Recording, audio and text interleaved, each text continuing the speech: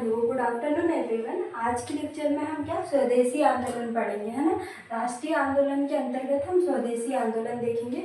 Last lecture में हमने क्या देखा था, हम एक बार इसका रिवीजन करते हैं। तो लास्ट लेक्चर में हमने जो क्रांतिकारियों का दूसरा चरण देखा था ना। तो दूसरे चरण में हमने कहाँ से कहाँ तक की घटनाएं देखी थी, 1905 से 1918।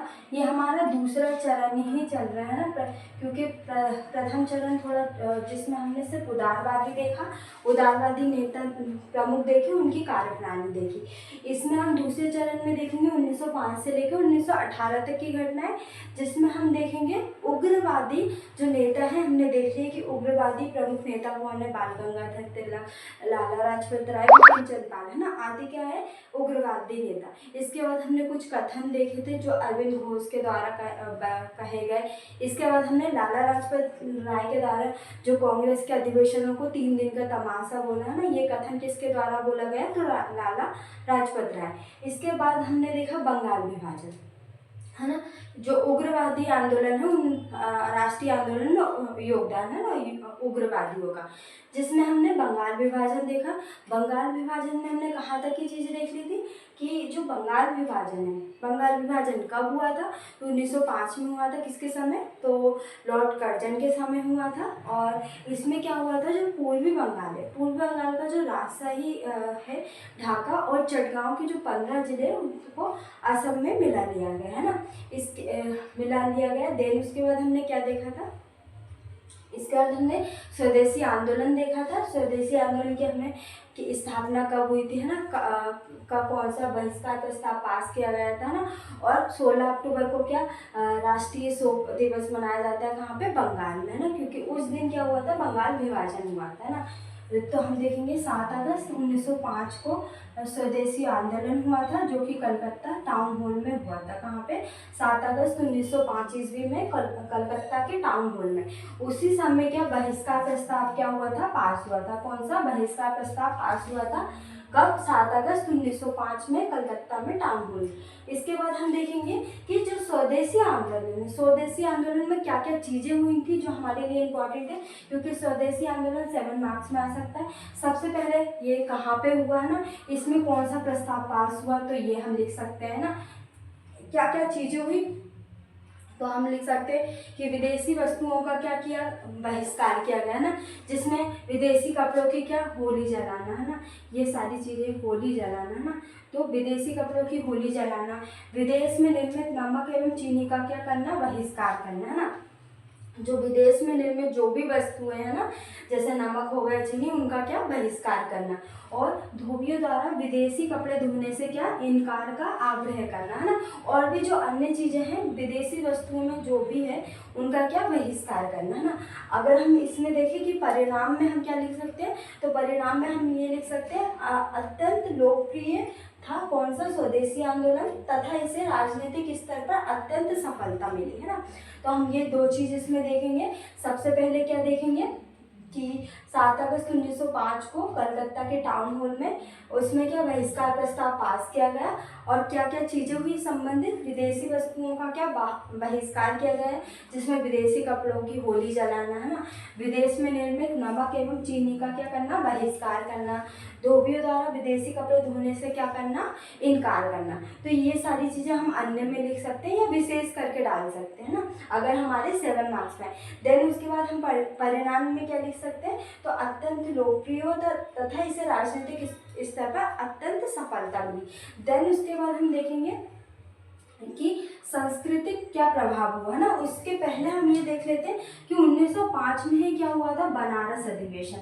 बनारस अधिवेशन हमारा इम्पोर्टेंट है, हमने ये भी देख लिया था जो कांग्रेस की स्थापना है। तो हम एक एक करके जो अधिवेशन हुआ, जो इम्पोर्टेंट अधिवेशन है, हम उसको एक एक करके पढ़ेंगे, है ना। तो 1905 में बनारस अधिवेशन हुआ था, बनारस में अधिवेशन हुआ था कांग्रेस का, जिसकी अध्यक्षता गोपाल कृष्ण गोखले के द्वारा की थी, है ना, गोपाल कृष्ण गोखले के द्वारा की गई थी। जिसमें क्या किया था, उन्होंने स्वदेशी और बहिष्कार आंदोलन का क्या किया था, समर्थन किया था। किसके द्वारा, तो गोपाल कृष्ण गोखले के द्वारा बनारस अधिवेशन में स्वदेशी एवं बहिष्कार आंदोलन का क्या किया था, समर्थन किया था।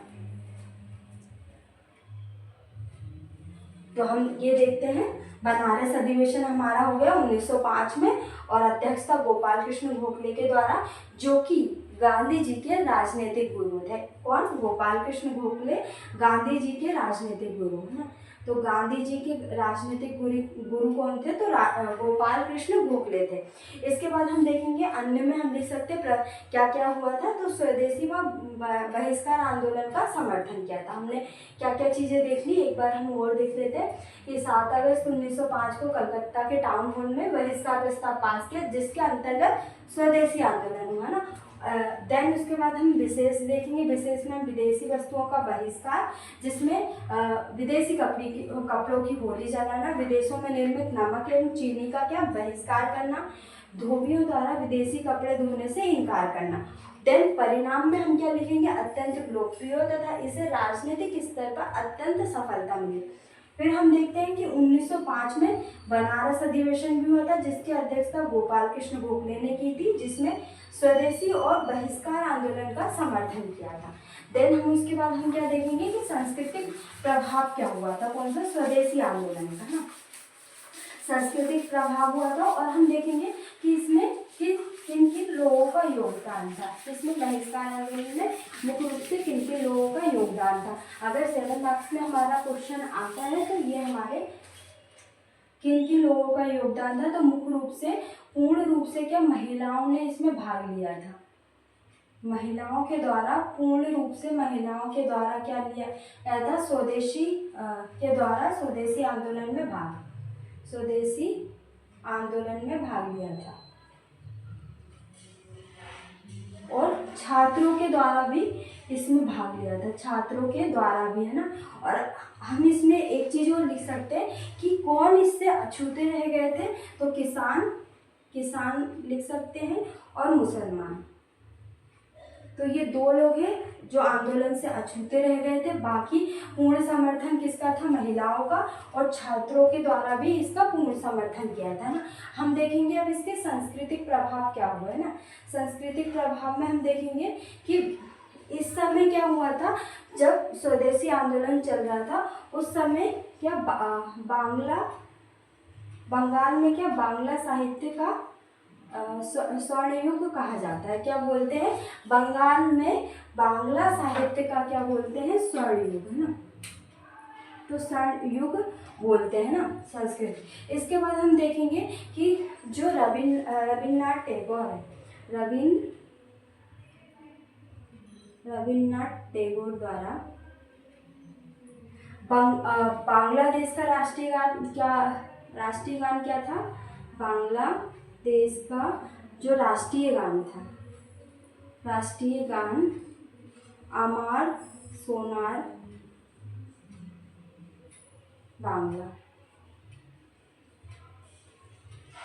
इसकी भी किसके द्वारा की गई इसकी रचना? तो रविन्द्रनाथ टैगोर के द्वारा। किस समय? जब स्वदेशी आंदोलन चल रहा था ना। तो हमने क्या क्या चीज़ें देख ली कि समर्थन में किन लोगों का समर्थन था, तो पूर्ण रूप से महिलाओं का समर्थन मिला था और छात्राओं के द्वारा भी इसका समर्थन किया था। और किन लोगों का समर्थन नहीं मिला था, तो किसानों का और मुसलमानों का, है ना। इसके बाद सांस्कृतिक प्रभाव क्या था, तो जब स्वदेशी आंदोलन चल रहा था तो उसी समय बंगाल को बांग्ला साहित्य का क्या स्वर्ण युग कहा जाता है ना। और रविन्द्रनाथ टैगोर के द्वारा बांग्लादेश का जो राष्ट्रीय गान है अमार सोनार बांग्ला लिखा गया है ना। किस समय? स्वदेशी आंदोलन के समय। तो ये हमने क्या स्वदेशी आंदोलन की चीज़ें देख ली। नेक्स्ट लेक्चर में जो भी दूसरे चरण में और चीज़ें बची है तो हम उसको और देख लेंगे।